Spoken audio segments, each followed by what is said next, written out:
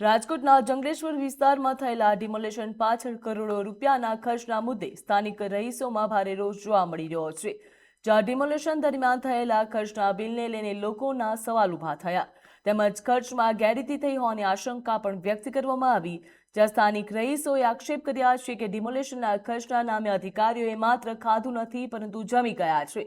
તેમણે કટાક્ષ કરતા કહ્યું કે હવે ખાયકીના બદલે અધિકારીઓએ જમવાનું શરૂ કરી દીધું છે। તેમજ રહીશોએ જણાવ્યું હતું કે કોરોના મહામારી દરમિયાન પણ તેમણે સતત 45 દિવસ સુધી દરરોજ અંદાજે 2 થી 3 હજાર લોકોને ભોજન કરાવ્યું હતું। તેમ છતાં પણ તેમનો કુલ ખર્ચ 7,45,639 થયો હતો। ત્યારે સ્થાનિક રહીશો દ્વારા કહેવામાં આવ્યું કે આ ખર્ચના સમગ્ર મામલે પારદર્શક તપાસ થવી જોઈએ તેવી માંગ પણ ઉઠી છે।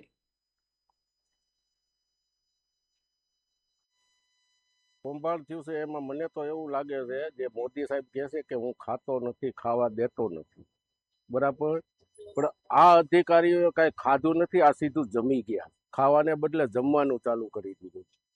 અમે પણ કોરોના કાળ વખતે અહીંથી 2,000-3,000 માણસોને પર ડે 44 દિવસ જમેડા, 44 દિવસ। હું એના બિલ જોતા હોય તો હું રજૂ કરી હતી।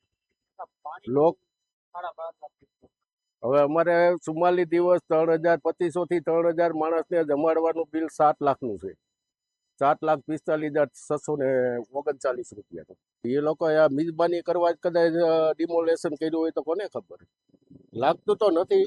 નેહલભાઈ સુપર સ્ટેન્ડિંગ કમિટીના ચેરમેન શ્રી પીપળિયાભાઈએ થોડી કામગીરી સારી કરી છે, એના ઉપર થોડો ભરોસો છે કે કદાચ આ લોકો કાર્યવાહી કરશે કે આ લોકોના બિલ મંજૂર નહીં કરે।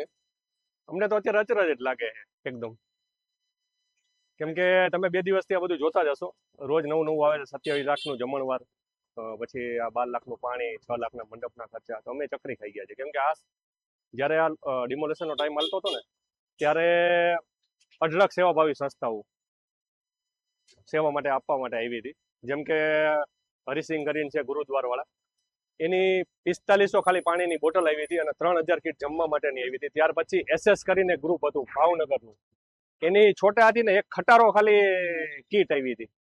ત્યાર પછી બાબરિયામાં કરીને ગ્રુપ બહુ મોટું હાલે છે, જનતા ગ્રુપ કરીને, મુન્નાભાઈ કરીને, એ બધાએ પણ ખૂબ મોટી એની 3 દિવસ ફ્રૂટની ગાડી આવી હતી। સતત બોલબાલાવાળા જમવા માટે ડેઈલી હતા। લાઇટ વહી ગઈ હતી 23 તારીખથી, ઠેઠ લગભગ 26 તારીખ લગીને બોલબાલાવાળાની ગાડી જમવા માટે અહીંયા હતી। તો હું આપણે બિલ જોઉં તો ચકરી ખાઈ જાઉં કે પાણીના 12 લાખ રૂપિયાના બિલ થાય અને ઓલા લોકો જમાડે એના બિલ નથી થતા। વિનુભાઈ દવાએ લગભગ કાલની બાઇટમાં બહુ સારી બાઇટ આપી કે ભાઈ હું ચકરી ખાઈ ગયો કે આવડા બિલ હોય। અને આપણે સૌરાષ્ટ્રમાં રહી ભલામણા ખાલી એટલું કીધું હોય કે પાણી પીવું હોય એટલે કોઈ પણ અધિકારીને પાણી હું જમાડી હોત નથી। આ વિસ્તાર એ રીતનો છે જ્યાં હિન્દુ અને મુસ્લિમ પહેલેથી વર્ષોથી રહેતા હોય, 65% હિન્દુ રહે, 35% મુસલમાન રહે। મેં અગાઉ પણ ઘણી વાર તમને કીધું છે કે ત્યાં 35% મુસલમાનની વસ્તી છે, છતાંય શેરીએ શેરીએ સબીલ હોય અને શેરીએ શેરીએ જમણવાર હોય 1 મહિના માટે। જો એ પીછે પાણી નથી કરાવતા ખવડાવવામાં, બરાબર, સાતમ આઠમમાં જમણવાર ચાલુ હોય આયર સમાજમાંથી। આ આપણે સૌરાષ્ટ્રની વાત કરીએ તો ચોટીલા હાલીને જાય, દ્વારકા હાલીને જાય તો નાકે નાકે માણસો ખવડાવવા ઊભા હોય, અને ત્યાં ખવડાવવાના જો સરકારને આવડા બિલ થતા હોય તો એ ચકરી ખાઈ જાય।